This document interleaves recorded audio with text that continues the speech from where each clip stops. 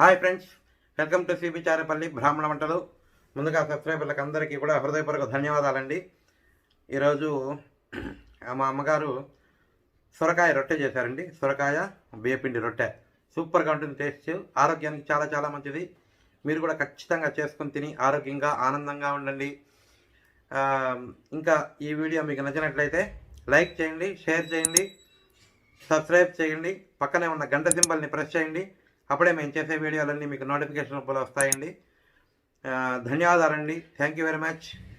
ఇంకా మీ సపోర్ట్ మాకు సంపూర్ణంగా కావాలి. మనకు 1,00,000 సబ్స్క్రైబర్స్ కావాలి. ఎవరైనా కూడా సబ్స్క్రైబ్ చేయని వాళ్ళు ఉంటే ఖచ్చితంగా సబ్స్క్రైబ్ చేయండి. బెల్ ఐకాన్ ప్రెస్ చేయండి. బెల్ ఐకాన్ ప్రెస్ చేస్తేనే మేము చేసే వీడియోలు ఏవైనా సరే నోటిఫికేషన్ రూపంలో మీకు ముందుగా వస్తాయండి. అప్పుడు మీరు మాతో పాటు మీరు వీడియో చూసి చాటింగ్ కూడా చేయొచ్చు. ప్రైమరీ షో ఉంటుంది కాబట్టి వీడియో. సో అది మాత్రం గుర్తుపెట్టుకోండి. ధన్యవాదాలండి. Thank you very much. తప్పలాంటి చేస్తున్నానండి ఈరోజు. సొరకాయ, దానికి కావాల్సిన పదార్థాలు: సొరకాయ, బియ్యపిండి, నానబెట్టిన శనగపప్పు, ఆయిలు, కరివేపాకు, కొత్తిమీర, నూగులు, జీలకర్ర, ఉప్పు, పచ్చిమిరపకాయలండి. అది శనగపప్పు ఎంతసేపు నానబెట్టినావు?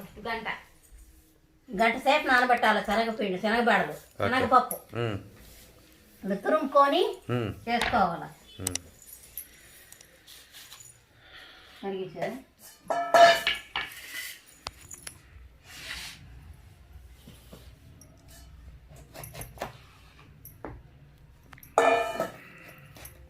నీళ్ళు అట్లే కలిపేస్తా. పిండి ఎంత? పిండి బియ్యపిండి ఎంతమ్మా? కప్ప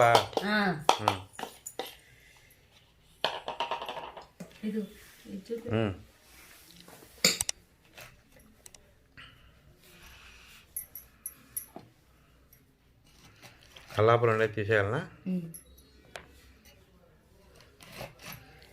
ఇదంతా తీసేసుకోవాలి. నువ్వు కూడా అమ్మ మాదిరి అంటావు. తీసేయాలని చెప్తాదని నేను చెప్తాను. తీసేయాలా? అంతా తీసేయాలండి. పైన గుజ్జంతా తీసేసి పొట్టు తీసి తురుముకోవడం ఏది కావాలంటే. అంటే ఇప్పుడు పొట్టు, ఈ పొట్టు ఉండు చూపిస్తా కదా. ఓకే.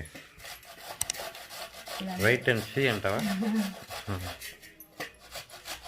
అంటే పొట్టు లేకుండా ఇట్లా తురుముకుంటే ఇంకేది దెబ్బతింటుందని పొట్టుతో తురుముతాం. 4 సొరకాయలు కడిగి సన్నవి వడలు చేసి సొరకాయ బియ్యపిండి అంతే. దాంట్లోకి సొరకాయలు వేరేగాలి ఇట్లా తీసేసుకోవాలి. అన్నీ వేసి ఇంకా అట్లా రాలేదంటే ఇట్లా చిన్న ఏనే చేసుకొని తురుముకోవచ్చు.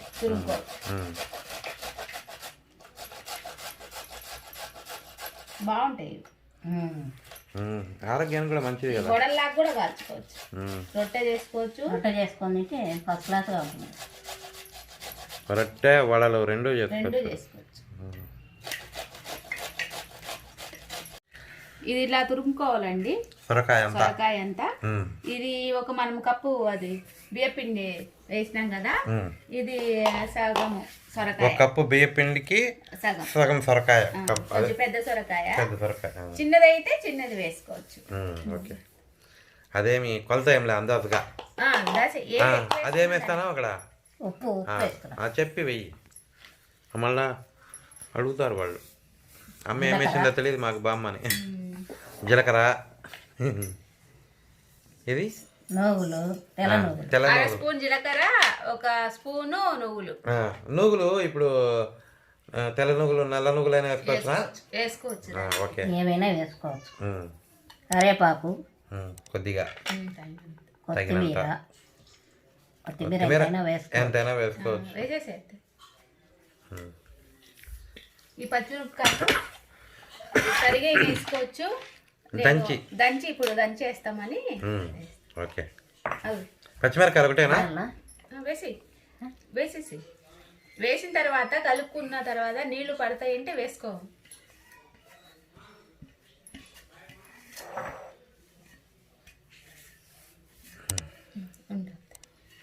ఇంకా ఉంచు. ఇది దంచుతా. రైట్. నువ్వు స్టార్ట్ చేయి ఇంకా. దానికి ఇవి సరిపో 3 పచ్చిమిరపకాయలు. చల్లేమ్మా చాలు, కారం ఎక్కువ అవుతుంది, కారం తినలేము. ఇవి ఒక మగ్గాగా దంచుకొని వేసుకుంటే బాగుంటాయని. ఇది సొరకాయ చెప్పొచ్చాయా దేనికి? క్యాన్సర్ కూడా. సొరకాయ దేనికి పనికి వస్తుందో చెప్పమ్మా. సొరకాయ క్యాన్సర్ వాళ్ళకి బాగా పనికొస్తుందండి. ఎంతైనా తినొచ్చు, ఒళ్ళికి కూడా చాలా మంచిది. ఏమైనా చేసుకొని తినచ్చు సొరకాయతో. మజ్జిగ పులుసు, చప్పని పప్పు, కారం పప్పు, సాంబారు, పొడి కూర, ఇన్ని ఉపయోగాలు ఉన్నాయి దీంట్లో. పాలకూర కూడా చేసుకోవచ్చు. సొరకాయ పాలకూర ఉప్పు మిరపకాయలు వేయించుకొని నంచుకొని తినండి, చాలా బాగుంటుంది. చిన్నపప్పు అయితే ఇది ఇదైతే పచ్చడి రెడీ అయిపోయిందా?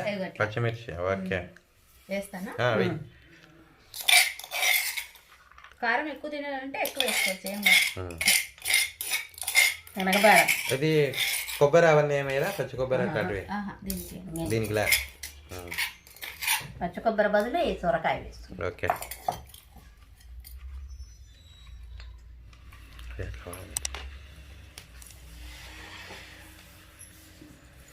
ఈశ్వర.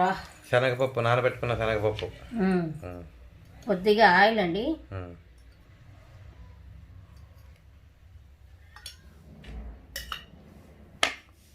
ఇది ముందు కలుపుకొని చూసుకున్న తర్వాత ఆ తర్వాత నీళ్లు అంటే సొరకాయలో నీళ్లు ఉంటాయి కాబట్టి నీళ్ళు ఉంటుంది కదా సొరకాయలో, చూసుకొని నీళ్లు వేసుకోవాలి.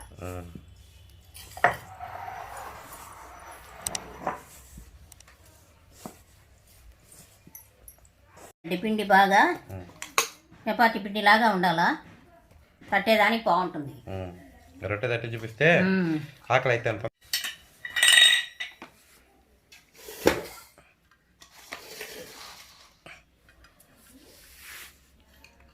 ఆయిల్ బాగా పడాలనా?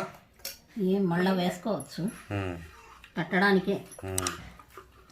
రొట్టెలు ఇవన్నీ అంటే కొద్దిగా ఆయిల్ పడుతుంది కదా, బాగా ఎర్ర కాలితేనే రుచి వచ్చేది.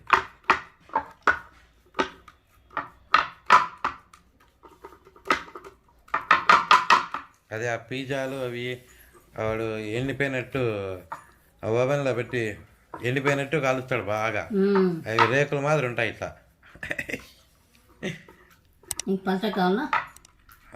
నాకు పలచగానే కావాలి, పలచగా బాగా ఎర్రగా కావాలి. ఓకేనా? అంతేనా? అంతే. ఇంకా స్టవ్ మీద పెట్టి కాల్చడమేనా? స్టవ్ వెలిగించుకుంటున్నానండి, పెనం పెట్టుకుంటున్నా. ఆయిల్ వేసేసుకున్నాం కదా, ఇంకొంచెం కాళ్ళ మూత పెడుతున్నా.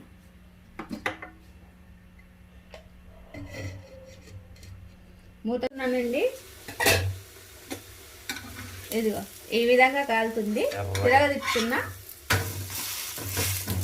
ఇంకొంచెం సేపు మూత పెట్టేస్తే అయిపోతుంది. ఇట్లా పేపర్ మీద కూడా తట్టి వేసుకోవచ్చండి, కవర్ మీద. కవర్ మీద నూనె రాసేసి కరవ. అంటే పెనం మీద డైరెక్ట్గా లేకుండా ఇట్లా తట్టి వేసుకోవచ్చు, ఈజీగా వస్తుంది. పెనం కాలుతా ఉంటుంది కదా, కట్టేదానికి కష్టము.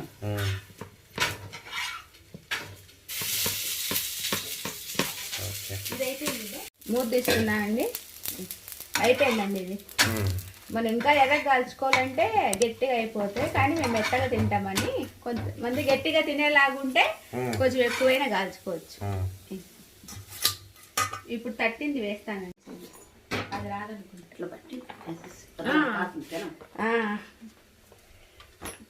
దీంట్లో తట్టుకునేటప్పటికి చిన్నది భద్రం ఇరిగిపోయాను.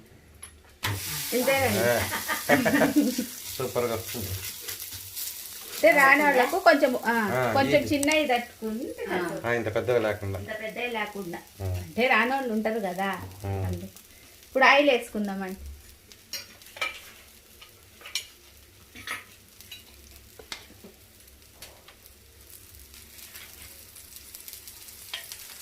కొంచెం ఆయిల్ ఇష్టం లేని వాళ్ళు ఆ, నెయ్యి వేసుకొని కలుపుకోండి, సూపర్గా ఉంటుంది నెయ్యి రొట్టె.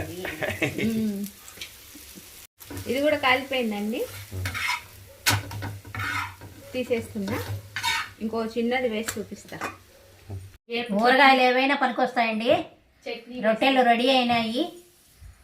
సొరకాయ రొట్టెలు చాలా బాగుంటుందండి. పొడి కొబ్బరి పొడి, అల్లం అది టమాటా చట్నీ, ఉమ్, ఇది నెయ్యి వేసుకొని కానీ నూనె వేసుకొని కానీ తినండి, చాలా రుచిగా ఉంటుంది. ఉమ్. ఊరగాయలు ఏవైనా పనికొస్తాయి. మీరు కూడా అన్నీ చేసుకొని నంచుకొని తిని తినచ్చు. మీరు కూడా చేసుకొని తిని ఆరోగ్యంగా ఉండండి. ఎలా ఉందో మాకు ఎట్లా ఉందో చెప్పండి. ఓకే.